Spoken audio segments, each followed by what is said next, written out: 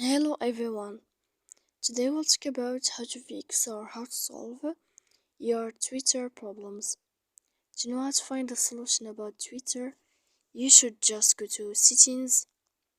After that, we click apps, default apps, app settings.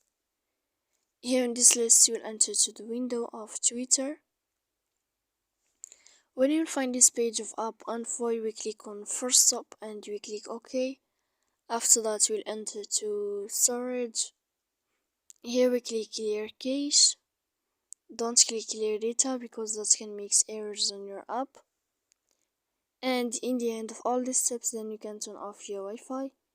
You will wait a moment and you can turn on your Wi-Fi again.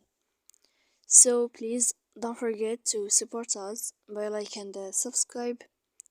See you next time in another video, and thank you for your attention and your watching.